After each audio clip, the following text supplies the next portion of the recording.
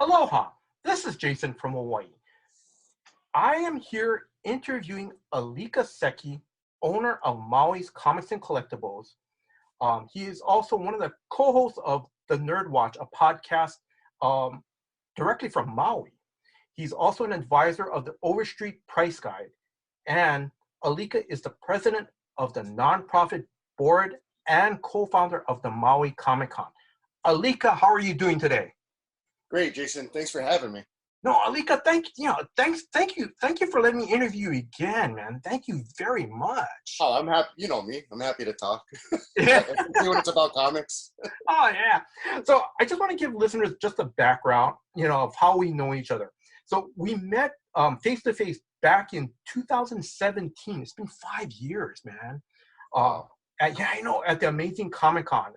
That doesn't seem that long ago, too. But it really kind of was. Yeah. I interviewed Alika for the Comic Book Page podcast, and if you want to check out that episode, it's the Retailer Spotlight #4 that came out on October 4th on 2017. And basically, throughout the years, we kept in touch with each other once in a while through email. The reason I'm doing another interview with Alika is, basically is to promote what he and his friends are doing with the comic book scene in Maui. And I have to tell you, listeners, it is amazing what they are doing over there. Now, Alika, where can listeners follow you on social media? So we have a Facebook and an Instagram page. If you just search on Facebook, Maui Comics, will pop up. And on Instagram, we're at Maui_comics.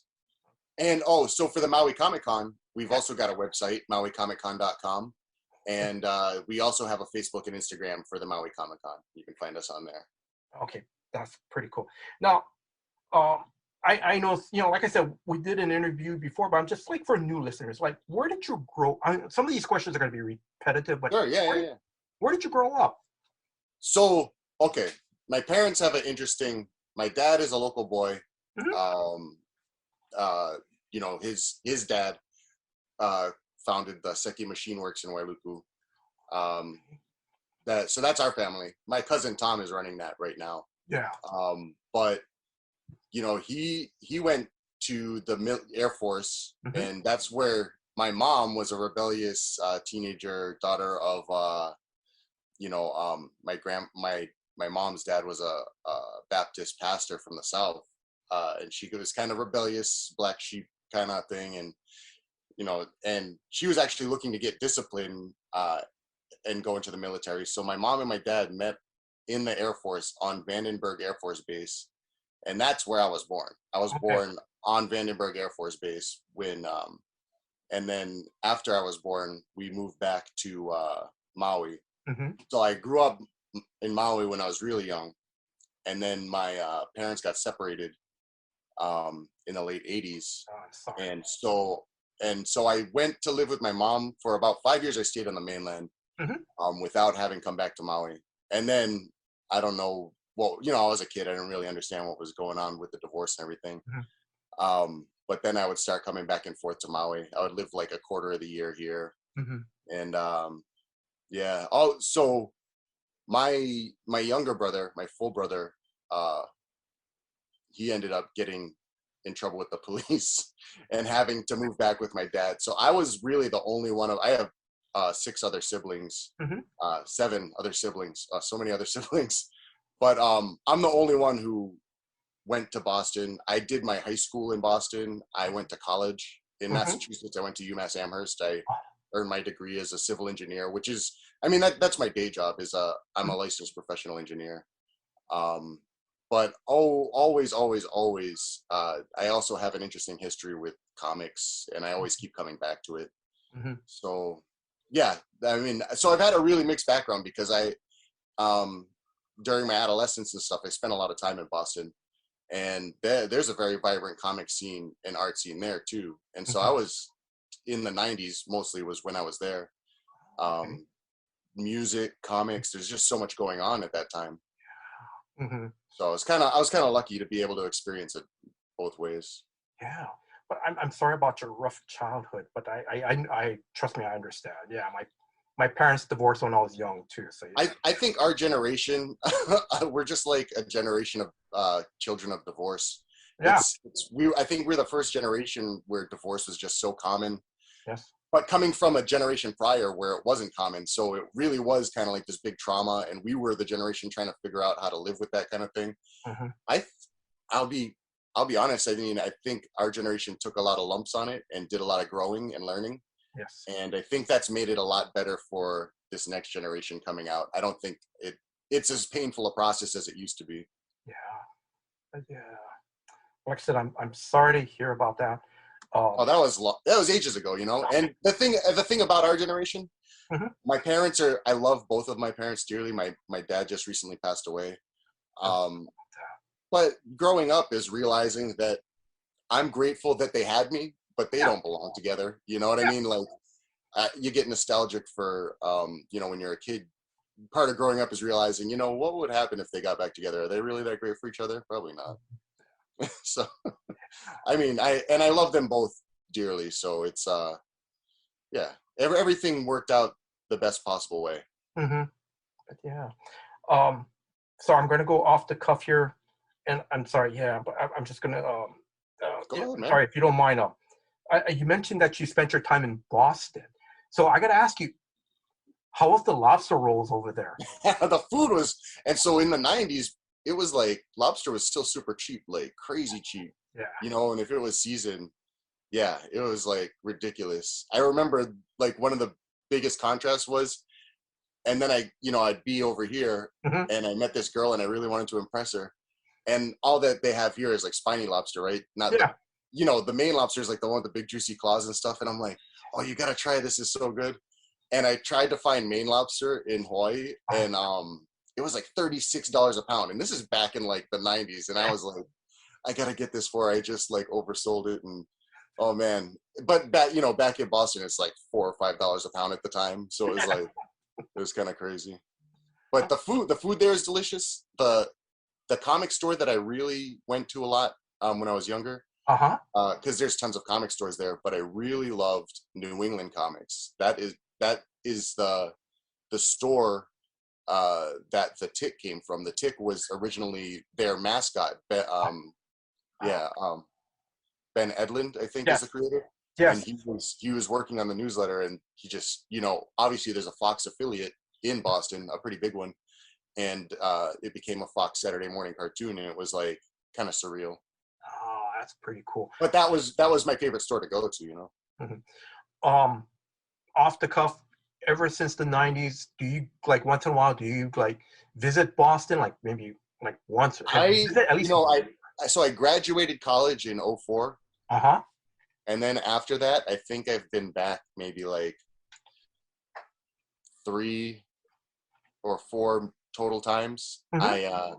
I don't get to go back often, and not to mention, like my mom doesn't live there anymore, so there's not really. I have a few friends who are there that I try to connect with and stuff, but it's an awesome city. I really do want to go back. I brought my children back, and they, we stayed around Boston Common. Anybody who's been to that area, I like Boston because if you're on the Common, depending on what part of the Common you exit at, you're at like a different iconic part of that city.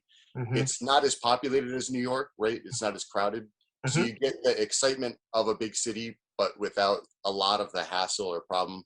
Not to say that there's no crime or trouble there, but it's on a totally different level than New York is. Like something will guaranteed go wrong. Boston is, you can have a nice day, no trouble, and it's, And then the times that you visit, it was New England Comics. Is that the store? Were they still around? Are they still around?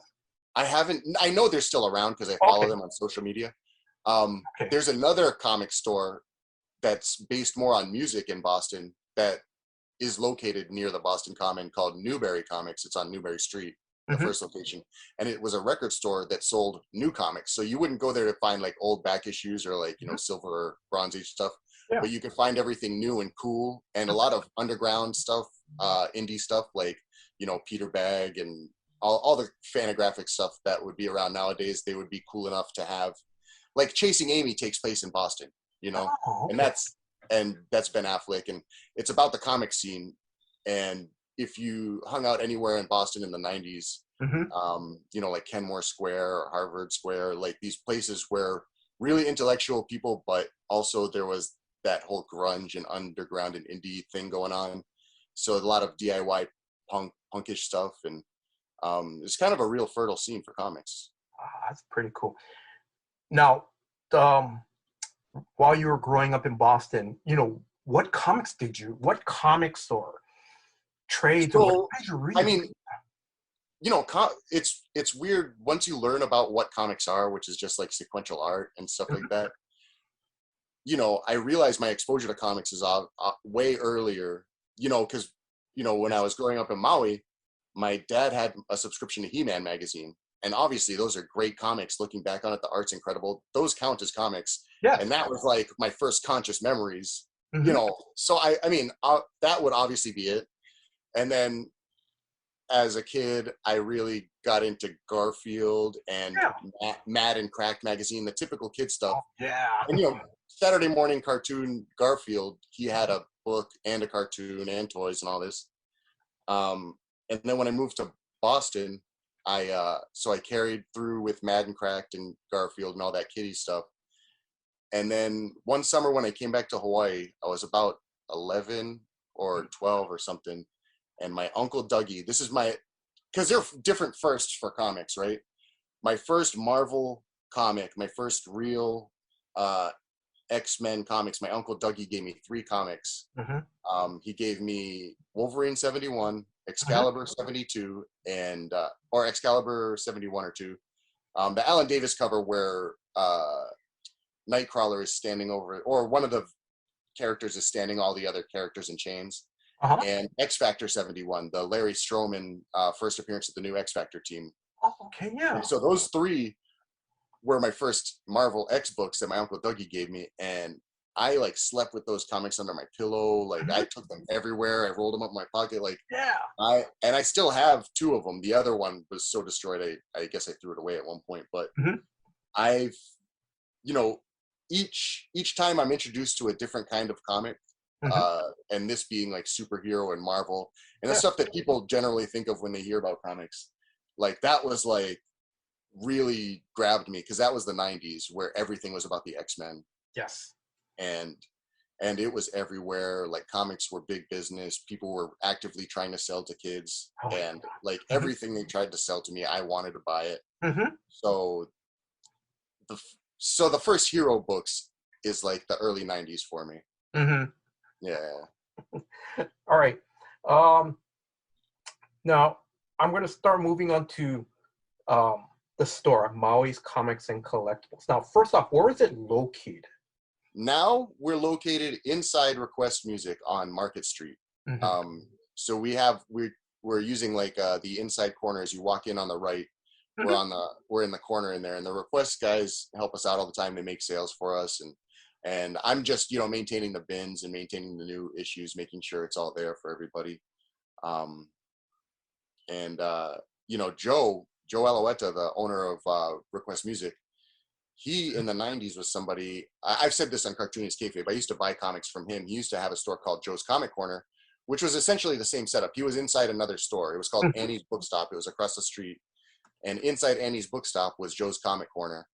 Joe became the owner of Request Music, and so he was more than open to having me rent out a corner. It was essentially the same thing he was doing in the 90s. So that is so awesome. When I realized and made the connection, because when I first approached him, I didn't know that was him. That was the same Joe. And then when I made the connection, I was like, oh my God, that's so cool. Yeah, it's kind of almost like a full circle, because like you said, Joe. I used to buy comics from him as a kid. I bought my copy of X-Men #1. That was the store I bought it at. Oh, is it the Jim? Wait, no, the X-Men Jim. Yeah, the Jim Lee, the fourth. Okay. Oh, that is so cool. Okay, and then now, correct me if I'm wrong. So Maui Comics and Collectibles, correct me if I'm wrong, has been around since 2015, correct? Yeah, we opened our doors February of 2015 was our grand opening. Wow, that's pretty cool. Okay, and then I'm gonna ask, so what made you decide to open a comic shop? Maui just needed one. I met my mentor Bruce Ellsworth Yes. in 2010, Mm-hmm. and that was my reintroduction to comics. I left comics during college. After college, I had like one long box left that I just had sitting around. Mm-hmm. And I actually was going to sell the last of my comics to Bruce, but instead we just sat and talked for hours. Mm-hmm. He educated me on a lot of stuff, and I ended up, going with him and learning a lot about and I was begging him. This is 2010. 5 years have gone by since Perry has closed his shop, so there's no shop on Maui, and I'm like, Bruce, please, are you going to open a store? Mm-hmm. I just met him out, and he was like, no, it's too much work. I don't want to do it, and this and that. And so I was like, well, that's that. I guess nobody's opening a comic store. And I remember one of the last few times we were talking, we'd go hang out at his house, and this was 2013 when he passed. One of the last times we were talking, he just turns to me and goes, whatever happened to that comic store you wanted to open? And I look at him and I go, I didn't want to open a comic store. I wanted you to open a comic store. And he was just like, oh man, it'd be great if we, had a comic store to hang out at. And I was like, you were just telling me it's too much work. And he was like, yeah, so Bruce owned a chain of comic stores in the 80s. He owned a very successful chain called Tropics Comics, and based out of Florida, but he had multiple stores across many states. And so I was like, I don't know anything about doing a comic store. Why would you think I would open a comic store? Yeah. And he passed but when he was talking about that, it really planted the seed. I was like, if nobody else is opening a comic store, then I guess I have to, because I didn't really meet anybody I knew who was gonna be passionate enough about comics, want to see a comic store open enough, know enough about comics, which I'm not saying I do. I definitely depended on the knowledge of a lot of other people who helped me along the way. And I'm so grateful for the whole community for always being so supportive and helping me out, because I wouldn't have been able to do this on my own. Yeah, it was a crazy process, but I just wanted to see a comic store here. And around 2013, I realized that it would have to be me, if anybody. And then I spent the next 2 years just doing some research and getting it all together. And then 2015, all the pieces kind of fell into place. But opening a comic store for anybody who wants to do it is like a really extreme game of double dutch. There's so many things that if you want everything to happen at the grand opening and not incur more cost than you have to, like the timing, it's like threading a needle. So that was one thing that was a challenge, but luckily we got that right. So we had that working for us. That's pretty good. Before I continue on, now I know also, because a couple things is, now before I move on, because your mentor Bruce, now correct me if I'm wrong, because I had to listen to the old interview. He was the first collector to sell Superman #1 for 5 figures. Is that correct? Yeah, somewhere in the early 80s, I think 1984 maybe, he was on CNN for it. It was a pretty big deal. Yeah. It was just like another milestone. There are many comic buyers and sellers who make these landmark sales all the time throughout the history from the 60s on. Yeah. But this was a big one in the 80s that kind of brought it to the mainstream, where that's where the mainstream is starting to look at it like, wow, that's now people who aren't just comic nerds are like financially interested in what happens with comics. And that's kind of like the precursor to a lot of the new interest that's coming back to comics through the late 80s and into the 90s comic boom, Yeah.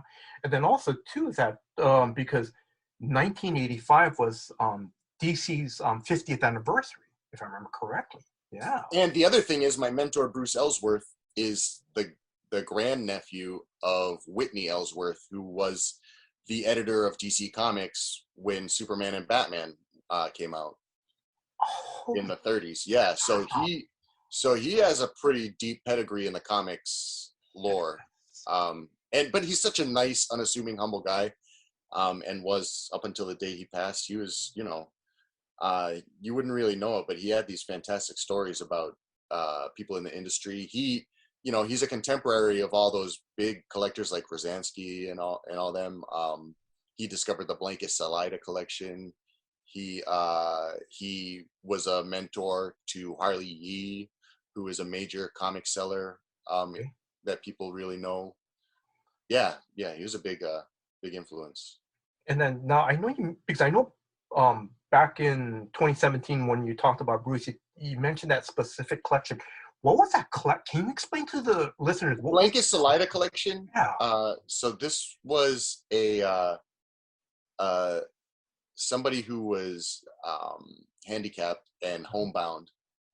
This man through the 40s and 50s collected comics, and he would go to the store, buy a comic, read it once, put a piece of mylar in between it and the next one, and just put them in stacks. And he just had stacks and stacks of comics in cabinets and chests. And so Bruce went down there sometime in the 80s when he discovered this collection, after this guy had passed, and the family showing it. And there were a few trunks, and he said that there was one of the trunks was directly under a leak in the roof, so there's water. Mm-hmm. And so he opened the trunk, and that trunk had all the superhero comics in it. Oh. And so he literally held a copy of Superman 1 in his hand as it turned to dust. And so he said it was one of the most heartbreaking things. But then he looked at the stuff that survived, all this high grade atomic age, they call it, the 1950s, post World War II, pre-code horror and sci-fi and war books. And so those are the books that everybody knows from the Blanket Salida collection. Not too many people realize that there was a whole superhero component that was utterly destroyed by water. But that was a pedigreed collection that really put Bruce on the map. Wow. That's the one that people bring up when they talk about him. Off the cuff question: did Bruce ever mention like any of those pre-code comics? Did anyone like stand out for him, and he passed on a story to you about, hey, I remember seeing Art Kurtzman's first artwork, or I mean, all of that stuff was in there, and this is a point in mine and his relationship where he's still educating me. So I probably wouldn't have been too savvy if he was like dropping names and titles and things like that. I think what stuck with me more is the fact that he found all those hero books that now are worth, that whole trunk would have been like in the 7 or 8 figures if it had survived. But I just thought that was cool that was part of the story that isn't really told often. Yeah, that's really incredible. Let's see. I'm gonna sorry, Alika, I'm gonna no problem. I want to tell you,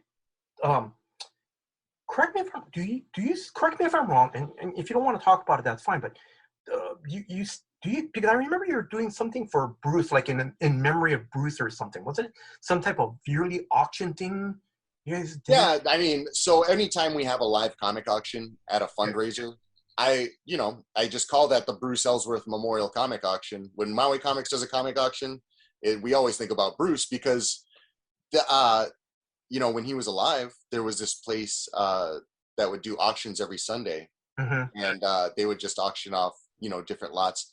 But then this one guy, Sean, really nice gentleman, he does antiques and collectibles, and they would give him the floor for about an hour or so.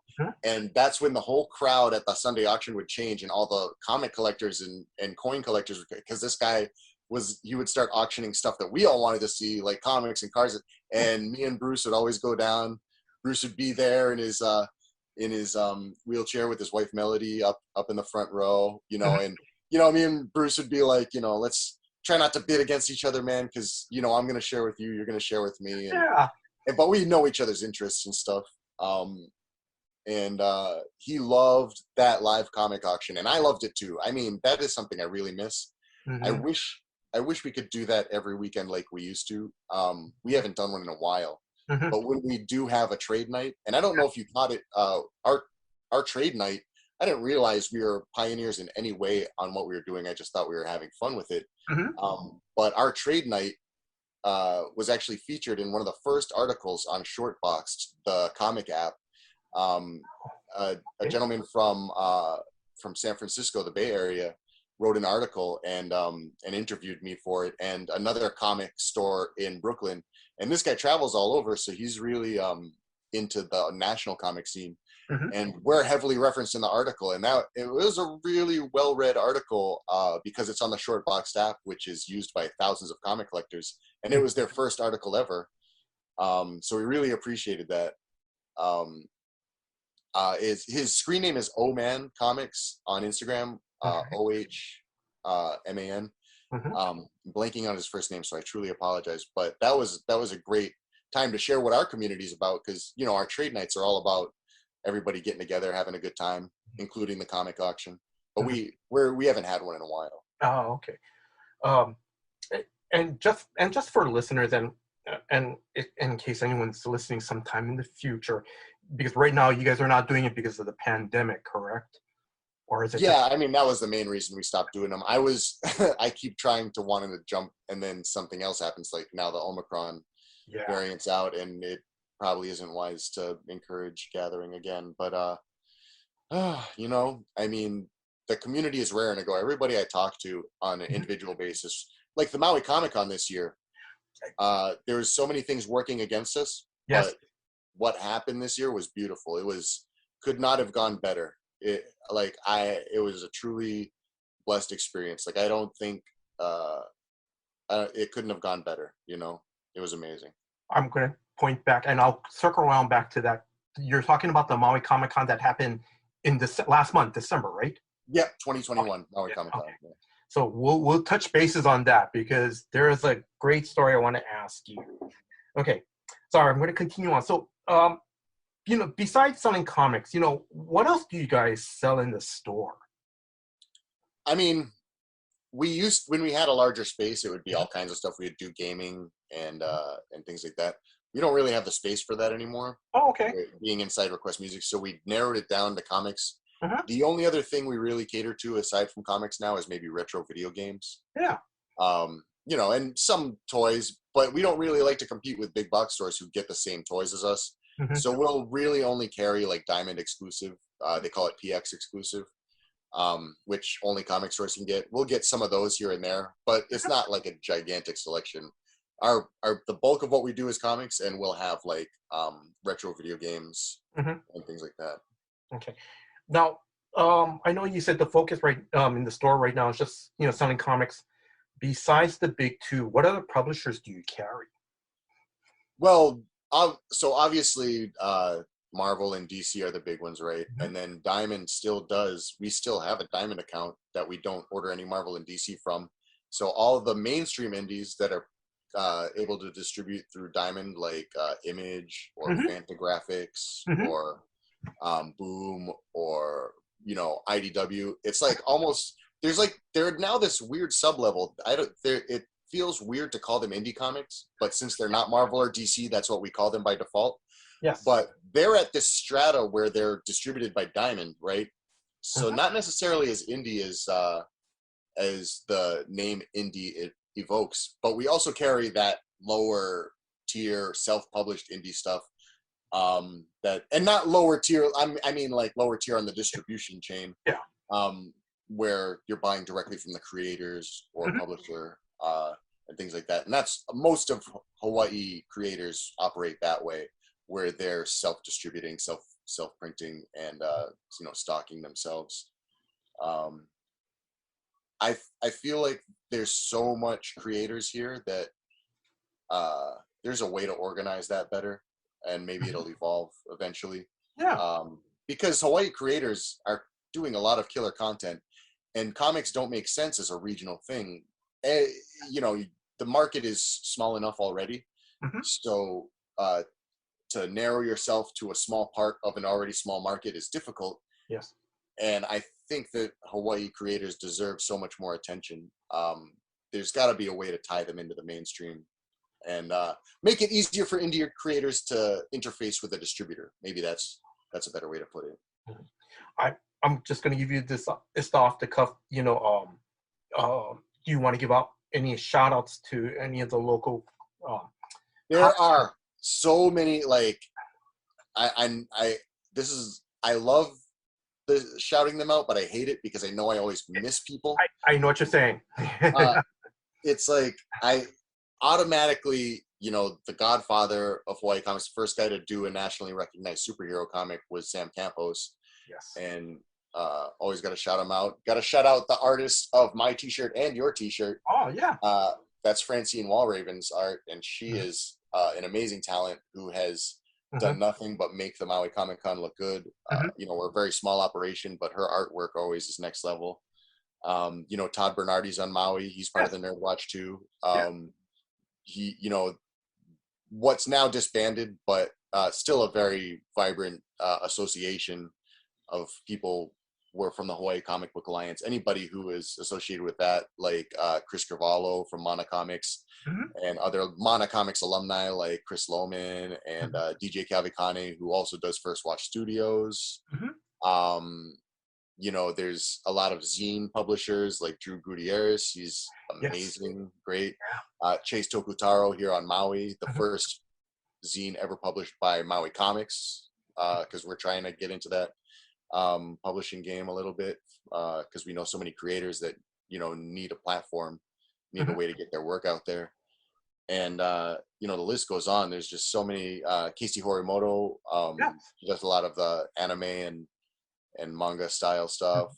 John Murakami, obviously, workhorse. That's the thing, is like these names will just keep coming. I could like just ramble for an hour listing names. Mark Gould, Art Wong. Like I'm like, God, that's the thing, is like we only have so much time here. Yeah. But I shout out everybody. There's absolutely, if you're making comics in Hawaii, I love you to death, whether we've met or not. And so shout out to everybody in and from Hawaii making comics. Everybody from the very smallest person doing it with pen and ink and handing out, individual notebook zines to people, up to Reed Kikuo Johnson, who's the cover artist for the New Yorker magazine, Maui Boy, you know what I mean? Or Stan Sakai. Shout out to Stan Sakai, Honolulu Boy. Yeah. Dennis Fujitake, Corky Trinidad, his son Lorenzo Trinidad, Nobuyuki. Man, like it is an embarrassment of riches in Hawaii. It just doesn't stop. Like you could just spin the wheel, pick a name, amazing work, go down the rabbit hole. Hawaii is the place right now. It is like later on in comics history, people will be like, these people were just like drowning in it and they didn't even know, And so our job, and I really appreciate what you do, Jason, in bringing attention to a lot of this stuff, is there's just so much to be brought attention to. So thank you very much for your podcast and your work in it. It's just a small little thing. That's all it is. It's passion, man. I love it. I appreciate it. Also, to any local artists, if Alika forgot to mention your name, don't. It's not that I forgot to. It's just that there are thousands. Kaimana Yamada just dropped issue 2 of Gamma Dice, available at Maui Comics right now. You know what I mean? I mean, I have to stop myself because I know we only have so much time. All right. Now, I know, like during the pandemic, during the 2020 shutdowns, and I know we had the in-store capacity restrictions. How did Maui's Comics and Collectibles, adapt during those crazy times? For comic stores in general, it was a really dicey. Comics before the pandemic there was in the news a lot of stores closing down. It was not a good industry to begin with. We're not have a strong position. And a lot of people give me crap about saying that Diamond was part of that, but Diamond is part of that. Diamond being a monopoly. And so the growing pains of losing Diamond at the beginning of the pandemic as the monopoly, I thought had to happen. I thought that was a great thing for the industry. It's proving to be a great thing for the industry. People are like, oh man, it's so difficult to deal with multiple distributors. I was like, is it? It's not. Penguin, they're going through their growing pains, but they're well informed by their the dealer base, and so they're making the necessary changes. Lunar, is down to a good science. There are pros and cons of both of them. I feel like I'm doing better than when I was dealing with Diamond, to be honest with you. Diamond is still out of the 3 distributors now. Everyone has their pros and cons, but the things that were wrong with Diamond before are going more wrong. So this is a weird transition period for comics because it was something that needed to happen. Diamond's Yeah. monopoly had to be broken up for comics to grow. But I think this is a hopeful moment in comics for a lot of people. Were just doing it themselves. I think indie comics Mhm. have been growing steadily. The rate of growth has been increasing, definitely during this pandemic too. Yes. Just more of the good stuff. So, it's all hopeful. Mhm. Being a comic store through all that, we took our lumps, we dealt with it. We, we kind of took the reset as a time to, it was good that there was all that shakeup with the distributors while the pandemic was going on, because our customer base got interrupted, whether we liked it or not. Mhm. Kind of was the best time for it to be. A lot of people were like, it was bad timing. I was like, it's kind of good timing, because the customer base is affected. You don't have the same large customer base depending on you for during that time. So you can make the mistakes that you need to with the new distributor, and Yeah. those growing pains happen. Mhm. Yeah. Um, okay. If you don't mind me asking, how is the store doing today, right now? It's doing great. Yeah, I mean, the setup we have, if not for Request Music and the setup they gave us, we would have been history. Mhm. So Joe has set us up for success. He's a small business guy. He's very pragmatic. He understands the pressures and the things that Hawaii businesses have to deal with. Yes. Um, so we're doing great now, but it's all thanks to working with strong community members, and thanks to the strong community for supporting us. Okay. Now, how is it to have big name creators? Because if I remember correctly, I think you guys had Frank Cho at the store last year doing signings, right? Was it Frank Cho? Yeah, he was a major donor he was one of the reasons why we were able to have this year's Maui Comic-Con. He came to do a store signing, Yes. however many months ago before the Maui Comic-Con. And, you know, I'm taking zero credit for this. Everybody who comes to Maui falls in love with Maui. Yeah. And Frank is no different. He absolutely loves Maui. And so it's not really hard to get people to come back, Mm-hmm. and Frank was so generous. He understood that this year's convention would be really difficult to have given the circumstance, and his donation really carried us, and made it possible. And yeah, I mean, it's hard because when you're a big name in comics, there's a tendency to enter the machine, do your appearance. Mm-hmm. You maybe don't make the deep community connections that maybe you did when you were a smaller artist. It's necessary because so many people want a piece of you. You Mm-hmm. got to kind of do it in an orderly fashion, or else it all goes to hell. But the thing about Maui is it's a smaller community anyways. Yes. And so even the ravenous, bloodthirsty fans who just need a piece of Frank Cho or whatever big artist is coming, there's not a lot of them, and it's not really bothersome. Actually, those people get a lot of that artist time. They get a good, intimate, close-up experience. They get to talk story with the guy Mm-hmm. and forge a relationship. And I think that's the biggest benefit of the Maui Comic-Con is having these big name people and having them fall in love with the community. So it's not your typical interaction with these people. They're here essentially, on vacation. They're in Maui. They're having a good time. It's a small con.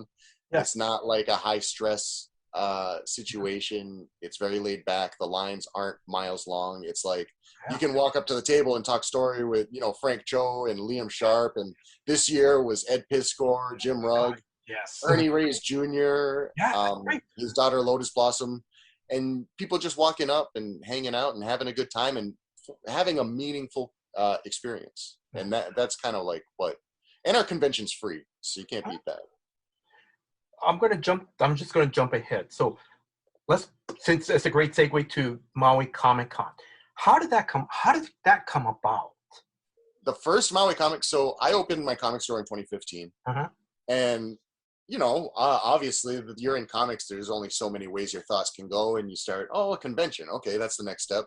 And so I was planning a convention, but I'm really in my head. Like I said, like 2013 is when I thought to open a store. 2015 is when I had all the pieces I felt comfortable. It took me 2 years to get that together. Mm-hmm. Likewise, in 2015, I started thinking about having a convention, and I'm talking to certain community members about it and just like, not, putting the pieces together and trying to get a feel for it. So I had a plan that was a couple years down the road. Mm-hmm. But then in comes, I had a friend I had met right before I opened the store, Ken Gardner, who's a big comic fan. And he's like talking to me. He wants to do a Comic-Con. And I've got notes on the essential moving parts, Mm-hmm. but nowhere near everything that I felt comfortable needing to do a convention. So I tell him, I'm like, yeah, I'm into it. I team up with you and do a convention. And I didn't think much of it because usually people have big plans and then they go and they realize how much work it takes and they don't do anything about it. And then nothing ever happens. And I'm like, whatever. But I was still going to work on my plan regardless. A couple weeks later, Ken comes back to me and he goes, all right, man, we're on. Lahaina Cannery said yes. And I was like, what? He said, yes to what? And they're like, a comic convention. And I was like, what do you mean? And so that was the birth of the first Maui Comic-Con. Ken Gardner jumped right into the fire, very optimistic. And, it turned out great. I think, there are many forces, if not just goodwill of the comic community, working in the favor of Maui Comic-Con because we did that first con and it came together like magic. Todd Bernardi had connections with all those Hawaii Comic Book Alliance artists. Mm-hmm. So we filled the local artist alley. We had great vendors there. Mm-hmm. And DJ Kavikani, his uncle, his literal real uncle is Steve Lealoha. So how? yeah. So all these moving parts. And James Silvani is the Darkwing Duck artist. They were working on a comic at that time. And so between Steve Lealoha, he brought his partner who just so happens to be the legendary Trina Robbins. Yes. And so many things came together in a good way for that first Maui Comic-Con. Luckily, thankfully, and it went so well that we were like, we can do this every year. And so we did. And that's how that was born. Was because of Ken Gardner, we got the Maui Comic-Con when we did. It would have if not for Ken, it would have taken me years to even felt comfortable dipping my toes in the water, let alone just having the event. But baptism in fire, and so Ken is the vice president of the Maui Comic-Con board. It became a nonprofit in 2018. So for the first 2 years, it was just a partnership between me and Ken, and we paid out of our own pocket. The convention is free to the public. Yes. We actually didn't make any money. We lost money on the first 2 conventions. Which is fine. It's basically like me and him paid for a comic party for the community. This is something that me and him both talked about and we're very comfortable with. But after the first 2 years, we're like, it's kind of expensive and we're not rich people. We're not, well off. As much as we'd like to pay for a yearly comic party for everybody. Yeah. We turned it into a nonprofit and fix some of the revenue streams to where it can just feed itself without going into a deficit. And now it's a well-oiled machine, nonprofit board, and so many incredible guests over the years that have come and become they after coming here, they're literal parts of the Maui comic community. They have personal connections to the fans, to the people in the industry locally, the creators. It's just like the literal Maui Comic-Con Ohana. They just become a part of it. Frank Cho, he's obviously enamored with the convention. He's going to be here every year. He's a part of us now. Nice. Now, Alika. Now I'm going off the cuff because I know you have many guests from the cons that came down. One of the other past guests I remember clearly was Eric Powell of the Goon. Yes, you got the T-shirt. Yeah. Francine Walraven art, but homage to the Goon. Yes, same year Carl Potts was there. That's right. Carl Potts that year was brought in as a donation from Amy Tokuda, who is also a very strong member of the Oahu comic community. So yeah, it's all a family affair. Everybody's kind of like, basically it's just a big comic party for the community. Let's see. I'm going to ask, like, how do you guys figure out who to invite, or like I'm in a situation where it's like, it's difficult because we have a lot of people who want to come out here. Yes. But we're a nonprofit and we're, kind of restricted by our budget. So okay. there are so many amazing artists that deserve to come to Hawaii and that Hawaii deserves to experience. But it's also a matter of managing these potential guests in a way that, first of all, we want to create a coherence to the convention. We want people who show up to have a good experience. So it means, like, one of the main considerations we have for our guests is that they're people that we believe could create a good fan experience and have that individual, up close, one-on-one experience, and enjoy fan interactions, I guess, is another good way to put it. So I think maybe that's a main, if someone is notoriously not into fan interactions, does not like interacting with people, then we're like, okay, they're lower on the priority list, obviously. Then there's people who are just like talking to your uncle, like Stan Sakai is like, yeah, obviously we want to have him here every year. We really do prefer to have even our headliners have connections to Hawaii, but loving and appreciating Hawaii is really enough of a connection for us. If you truly have love in your heart for Hawaii and you appreciate the community and you share what you can with the community in a loving way, then that's a connection to Hawaii. We count that, people who've never been to Hawaii before, but now absolutely love it. Frank Cho is connected to Hawaii, for the amount of aloha he gives to the community. The people in Hilo got an incredible fan experience through Enjoy Comics with Frank, and those people have individual connections with him now. And that really is, I guess, probably the only consideration that goes into our guest selection is how good of an experience will it be for that guest. We want that guest to have fun. Yes. There are some guests who maybe are too big for us right now, that we don't necessarily have the infrastructure to provide them everything that they would need for an appearance. And we're working on that. We want to work with those people too. So it's all, there's no line of like, here's the people we want, here's the people we don't want. We want everybody. We're just trying to figure out a way to make those interactions as good as possible. Yeah, no, that's great. That really is. My next question, and I'm joking on this part, don't say any names. Have you ever got an email response saying, "Greg, no, I can't come because I'm booked for another convention that weekend. Can I come next year?" Oh, geez, yeah, man. Oh, you don't even want to know the people who almost came to Maui. Don't even. The thing is, they'll be back. So, these are just missed opportunities. It could have been like a sooner interaction. But all these people who are like, oh my goodness, I would be there except blank. They want to make it a point to be here. So it's not like that was the end of it. So nothing terrible or catastrophic. Okay. Now I know you treat, all your guests very well, because I follow Liam Sharp, and he follows me on Twitter. He posted this. Liam, oh my man, he is one of the sweetest guys I have ever met in my life. I got to hang out with him a little bit, not as much as I would have liked.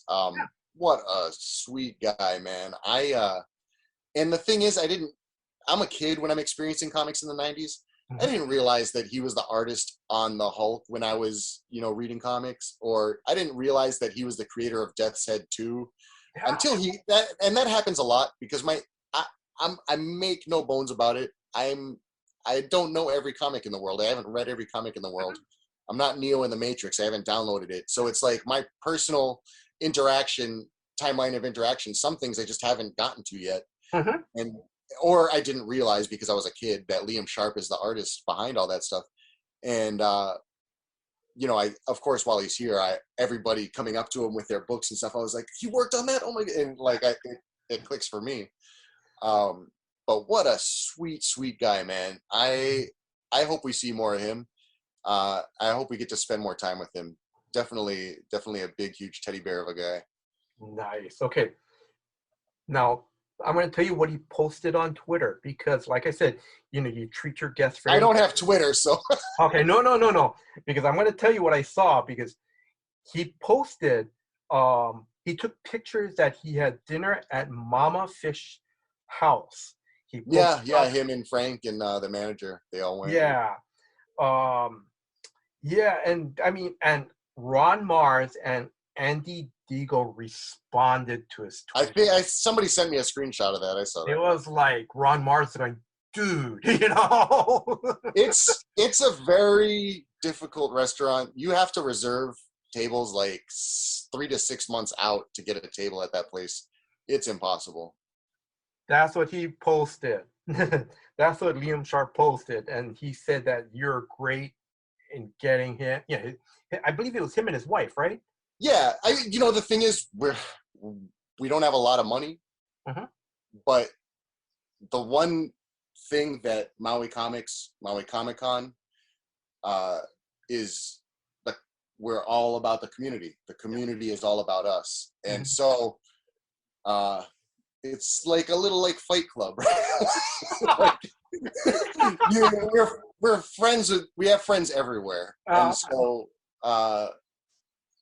But it was a connection that we were happy to provide to help them get a reservation there. It's not something we can do on demand. I mean, it's Mama's Fish House. Nobody has that kind of pull. But it was a community favor, and it was much, much appreciated. So that, yeah.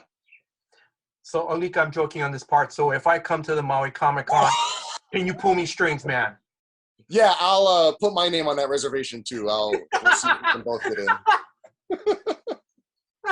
I'll tell my wife, nah, man, you gotta stay at the hotel, man. You got me and Alika are gonna have dinner. Yeah, we'll just do takeout. Maybe that'll work. Yeah. Also, too, I want to, before I start wrapping up on the Maui Comic Con section, also Ed Piskor, before he came down, he mentioned that you were able to hook him up with some early Teenage Mutant Ninja Turtle issues. Yeah, I filled in his. I finished his Volume 1 Mirage run for Ninja Turtles. He was missing like 3 issues. I got them for him. So I'm sorry, off the cuff question. But how did you contact Ed Piskor? He first came on my radar. Like I said, didn't read Hip Hop Family Tree. The first exposure to him was X-Men Grand Design. Yes. And that was like, I loved X-Men Grand Design. That was like amazing to me. It was like the best thing from Marvel Comics in a long time. And so I was just kind of fixated that, started following him. And then all of a sudden he starts this channel with another comic creator, Jim Rugg.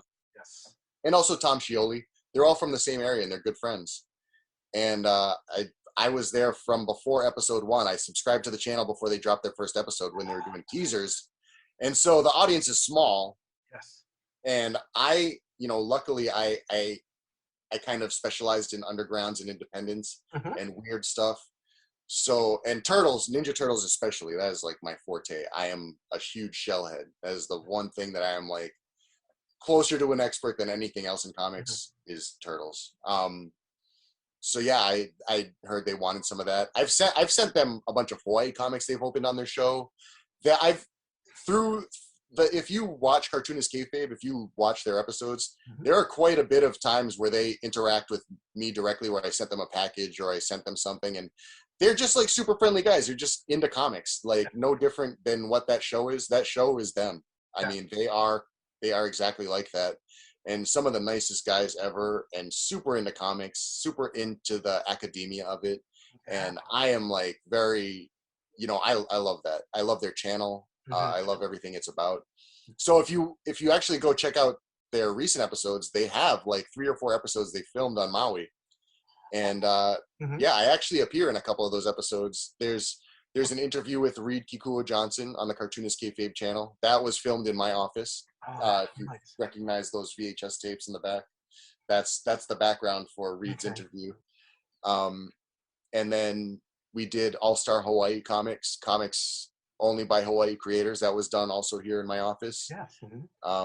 Yeah, we did a couple of, and there was another episode in my garage where we went through some dusty dollar bins. But those guys just love comics, and if you love comics, then it's easy to get along with them. So I'm going to ask, so that's a perfect segue. So how did that come? How did you come on Cartoonist Kayfabe? Did they approach you, or? No. I mean, it was kind of just natural, symbiotic. Like I when the channel was going, and I sent them some comics, they opened them on air, and it kind of just opened a dialogue, and talk story here and there.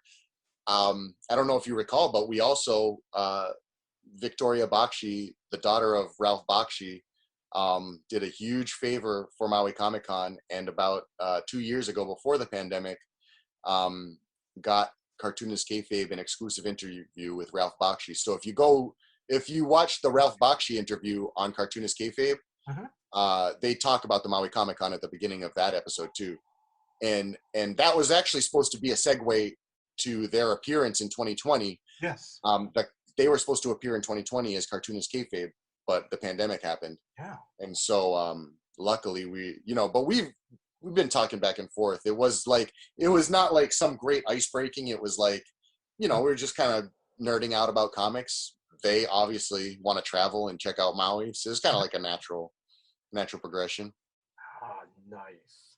Now, I'm just asking, are you guys gonna have another convention this year? And if you do, when will it be? So the conventions now are going to be scheduled for December. Okay. We are, I mean, as of right now, December 2022, we're planning on doing a Maui Comic Con again.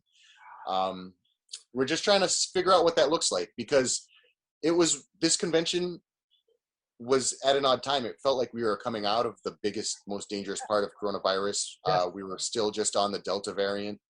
Omicron had not become like a gigantic thing. People were feeling a little more comfortable as long as they were doing safety precautions, gathering in public again. It was kind of like this weird everybody coming out of their hole kind of thing. But then after our convention, that's why I'm saying it was perfect timing, because our event was safe. No contact tracing. Showed our event to be a super spreader event. It was actually really safe the way we did it. We had a vaccine drive that vaccinated 55 new people. That's nice. Yeah, we worked with the Department of Health to do that. I mean, like I said, when your main consideration is the community, you can't go wrong. And always, always, always, that's what the Maui Comic Con's main consideration is. That's what my main consideration as the owner of Maui Comics usually is the community is the only thing you really should be focusing on, to be honest. All the other stuff comes naturally, like, making big sales or whatever. Once you have the community interested, engaged, everything else will just happen, No, I'm just asking. But yeah, so on that, about the convention coming up, then the Omicron wave hit New Year's, and it really put a damper on gathering again, and it kind of exploded, and we're here right now. I guess it's more of the wait and see game, but we've been doing that for the past 2 years, almost 3 years now. So that's what it is, but we're hoping for December 2022. Now, I understand if you can't drop names or anything. Are you working on who will be coming down for the convention? I mean, the obvious name is Frank Cho. Frank Cho's going to be there. Frank Cho's coming back to Maui. If it's just the Frank Cho Con, that's fine by us, and that's fine by Frank, and I'm sure it's fine by the entire community. He's going to be bringing some friends with him, but right now we'll just tell you that December 2022, Frank Cho at the Maui Comic Con, that is a safe bet.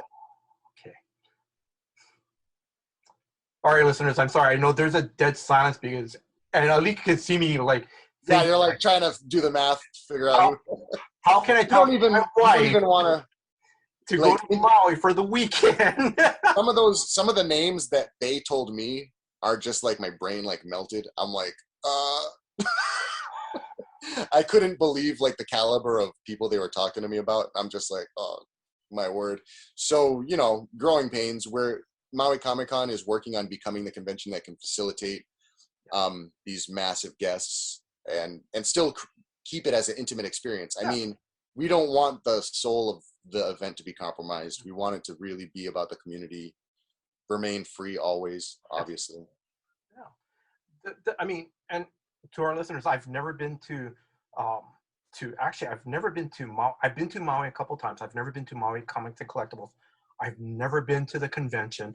I remember that 2017 during the interview, you goes, just come on down. Yeah, man, just come. A lot of Oahu people make a weekend out of it. There's some people who come from Oahu to be vendors or do with the artist alley.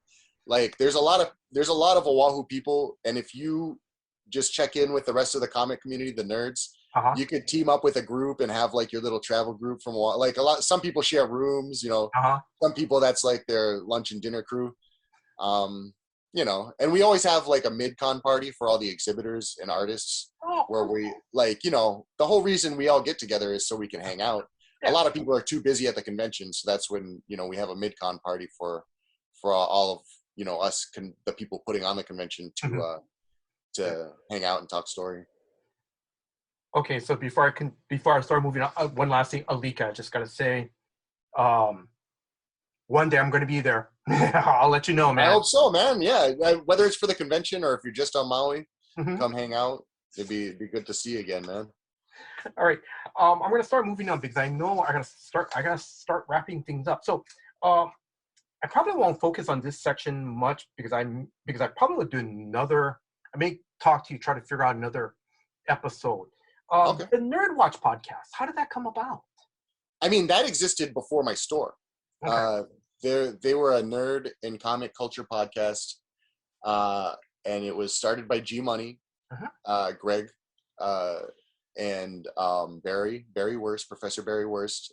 He's a film critic with the Hawaii Film Critics Society and Maui Time, and Jason David, otherwise known as Format, and Amber No, her screen name was Digit, and the tech guy was James Welch. I think that was the main cast of the original Nerd Watch. And, they would talk about different things. And then how we met, there was a comic trade night as I was beginning to open my store. As I was moving towards opening my store, some mutual nerd friends were like, hey, you guys got to talk story. And so G Money interviews me and conveniently loses the episode. I think it was because I was too good. I outshined G Money on his own podcast. But that episode has never aired. But that was our first interaction. And when I opened the store, this is around episode 60 of the Nerd Watch. They start recording it in my store. And that's when it becomes the Nerd Watch that most people recognize, where it's G Money, Format's still there. That's where Gannon comes in. After a few episodes, I bring Todd Bernardi in and me. And it was just great fun. Swan was part of it for a little while. He was doing the producing and stuff. Bruce Hennessy. There's so many people that come in and out. Big C. And it's really how I describe it and how it is. What it really is just a bunch of us nerds hanging out, talking nerd stuff. Just talking story. Giving our hot takes on certain things. Basic opinions and whatever. And it's just fun. It's like just talking story, having conversations, and we. Up until the pandemic happened, we were all recording in person every week at the store. So it was a real fun hangout. I think a lot of people joined us because felt like they were hanging out too, Yeah. Because I remember, besides the audio version, but you guys had, was it like a YouTube live thing? I can't remember. So they brought back the YouTube aspect. They're starting to post episodes on YouTube now because of Zoom, recording on Zoom. But we used to actually do a fully a TV show on Akaku Public Access TV. We would actually do whole episodes with intro credits and everything, hour-long episodes for Akaku. And that was going on for like 2 or 3 years. I think we were on that channel. So a lot of people found us through that. But obviously it was difficult to maintain that schedule, and definitely for the producer, Swan had to create an episode every week and upload it. It's a lot of work. So they don't do that on Akaku anymore, but they are back on YouTube. Oh, okay. And then are they still doing it every Tuesday? I think they changed the day to Monday. Okay. It's been changing lately because G Money has other online shows. He has the Big Fat Nation with Neldon Mahmoud from Maui Watch. Oh, that's pretty cool. Before I'm going to start slowly wrapping up, one more question regarding Nerd Watch. In the comic shop, do you guys have do you have like tourists that come in and go, hey, I remember seeing you on Nerd Watch? No, that is like the least commonplace that people like. I feel like it's a small audience. The numbers say it's a bigger audience, but I think most of those people don't even maybe make it to Hawaii who are watching abroad. Yeah. I used to be really shocked when someone would say they recognized me from, and most of it was when it was on Akaku. Oh, okay. That's when people would really recognize us, was when it was on Akaku. And because you're watching public access, whatever comes on. So sometimes it would be us. That was like, I would actually be more surprised when people would say something about the Nerd Watch or talk about, sometimes they'd bring up something we said on the Nerd Watch. I was like, oh my goodness, there's people actually watching.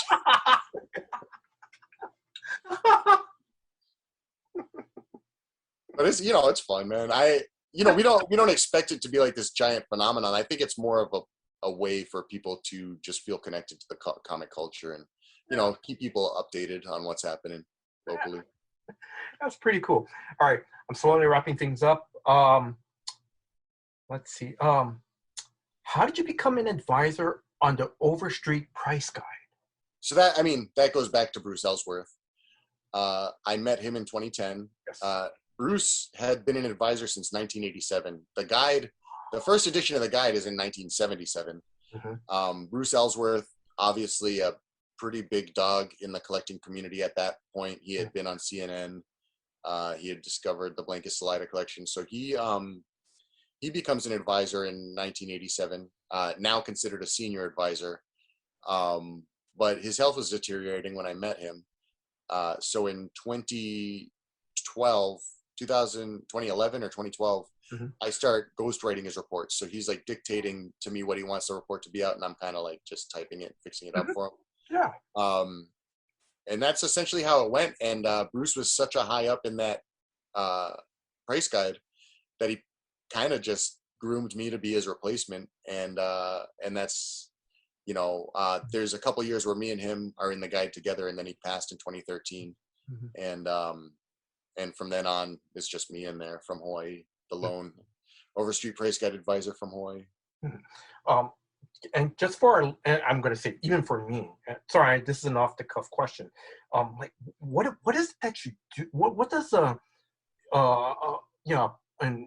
price guide do? What's your job? Or to be honest, I think it serves better as a historical record of where comic book prices are, because now comic book prices change daily, weekly, monthly. The Overstreet Price Guide's an annual thing.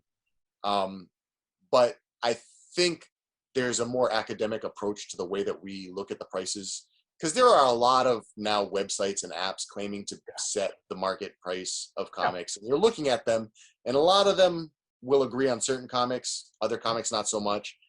Radical difference in range.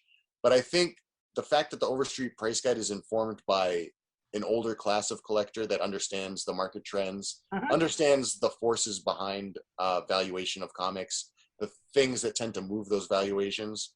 I think it's, and the fact that the Overstreet Price Guide starts, the first half of it is written reports. And so, we advise on our noticing of trends and where prices should be moving up or down. Mm-hmm. and things like that, or things we're discovering about new comics and things like that. And that's what we submit a yearly report where we talk about those trends and news in the industry. Mm-hmm. And I think it's an incredible resource. I think Yeah. a lot of comics journalism is falling by the wayside. It's evolving. It no longer looks like it used to. Mm-hmm. And so I think the Overstreet Price Guide is a very essential tool Mm-hmm. and a reference to just a snapshot of the industry at any given time. Mm-hmm. All right. Couple more questions. Um, how big is your own personal comic collection, and what is your most prized possession in your collection? So my personal comic collection isn't actually that big because I read the Chuck Rosansky, the owner of Mile High Comics. He did a guide to open your comic store, Mm-hmm. and like 10 of those chapters are about the mindset of a store owner, and you have to click the gear over from being a collector, serving yourself. Mm-hmm. If you're a collector, that's what you're doing, and then being a store owner, serving the community. Mm-hmm. And they don't jive. So Okay. either you're a store owner and you're serving the community, or you're a collector and you're serving yourself. So I got rid of most of my collection. I Mm-hmm. rolled it over into the store. Now, collecting is a sentimental thing. I definitely am an attached person. It wasn't an easy thing for me to purge my collection. So I made a deal with myself that I would allow myself to collect one copy of every Ninja Turtle thing.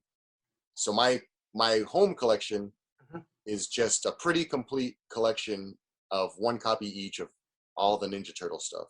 I'm not missing much from Mm-hmm. that collection. So that's my personal collection.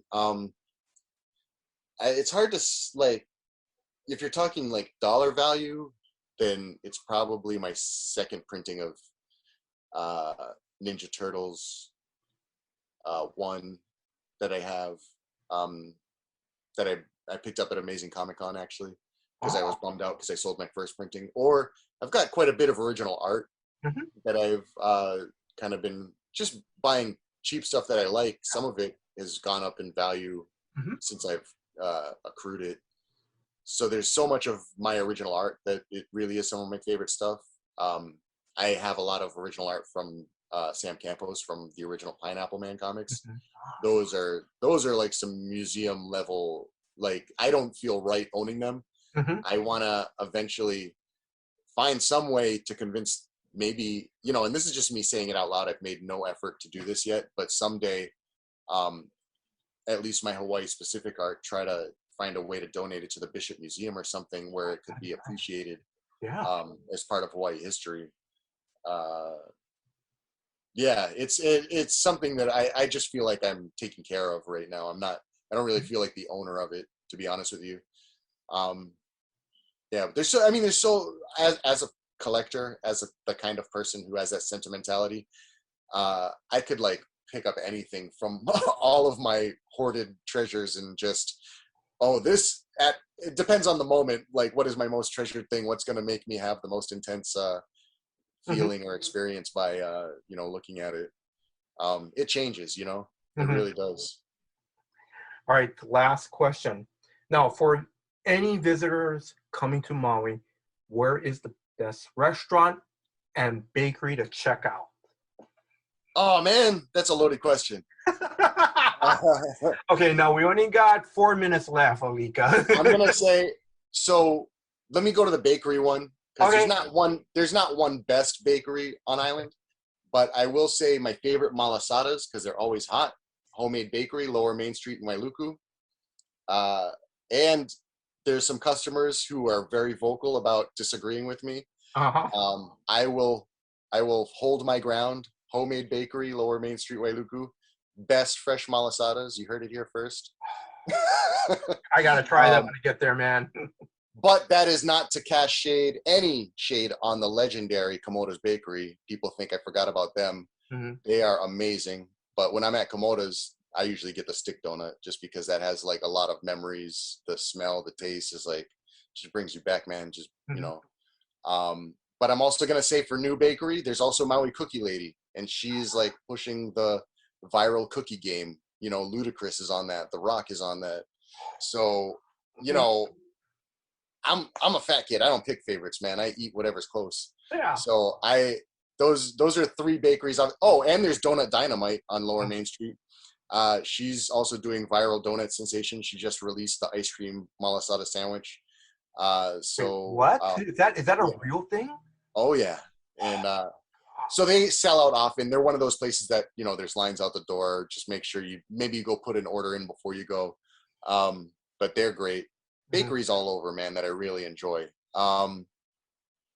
Restaurants, I mean, same thing. There's just, I will tell you, my favorite burger on Maui, my favorite place to sit down with my boys is Sheik's. Or, I love Tasty Crust too, because neither of those places have really changed since I was a kid. And that's what's so nice about sitting down in them. Prices are low. Food is the same as always. Best hamburger on the island, though, Sheik's. I just like the way their burgers taste. People will go there and be like, oh, Alika said this is his best burger. It's not like this crazy, like stacked up with crazy ingredients burger. It's just like my favorite regular hamburger and fries. Every local joint does hamburger and fries. Like Cupie's does it. Sam Salto does it. I prefer Sheik's burger. Something about the way they do their burger is crispy on the outside. It's real good. All right. Any closing words to our listeners? I hope you guys read more comics. I hope you guys are able to join us at Maui Comic-Con sometime if you're not on Maui. If you are on Maui, come hit me up, pick up some comics, send me your wish list. I got a lot of weird stuff in the back sock, so maybe I have it.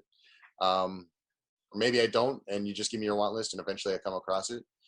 Other than that, I hope everybody enjoys comics and pays the love of comics forward whenever they can. Don't be a gatekeeper. That's the one thing is, somebody wants to get into comics, let them get into comics. Like, who cares? Who cares what door they go through? Comics are comics. Yeah. All right. So, Alika, I want to wish you and everybody and your community who helps you with the shop, the Nerd Watch podcast, and the cons, all the success, and Alika, just mahalo. Thank you for your time. For giving me another opportunity to interview you. Oh, hey, thank you for your time, man. I really appreciate you taking the time and giving us some attention. No, man, because like I said, man, one day I'm going to be at Maui Comic-Con, and I'll give you a heads up, man. I'm banking on it. And I want to thank you, the listeners. Thank you for your time. Thank you for listening to this episode. Until next time, guys, aloha. Aloha.